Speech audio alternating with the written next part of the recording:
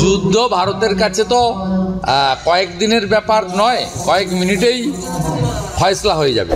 কয়েক মিনিটে বাংলাদেশ দখল করে নিতে পারে ভারত বলে হুঁশিয়ারি দিয়েছেন ভারতের পশ্চিমবঙ্গের বিধানসভার বিরোধী দলনেতা ও বিজেপি নেতা শুভেন্দু অধিকারী। তিনি বলেন, ইউনূস সরকার যুদ্ধ লাগাতে চাইছে, বিএসএফ অত্যন্ত ধৈর্য ও সংযমের পরিচয় দিচ্ছে।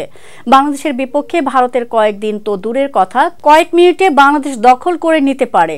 রবিবার পশ্চিমবঙ্গের উত্তর ২৪ পরগনা জেলার বারাসাতে হিন্দু সম্মিলিত সংঘের ডাকে এক অনুষ্ঠানে এসে স্বাক্ষর সংগ্রহ কর্মসূচির উদ্বোধনের সময় তিনি একথা জানান। এর আগে আওয়ামী লীগের সুরে কথা বললেও এবার সুর বদলে গেছেন শুভেন্দু অধিকারী।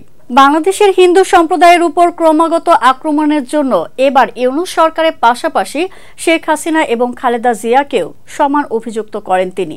শুভেন্দু বলেন, শুধু মোহাম্মদ ইউনূস সরকার নয়, এর আগে আওয়ামী লীগ নেতৃত্বাধীন শেখ হাসিনা ও বিএনপির নেতৃত্বাধীন খালেদা জিয়াও সমানভাবে হিন্দুদের উপর অত্যাচারের জন্য দোষী।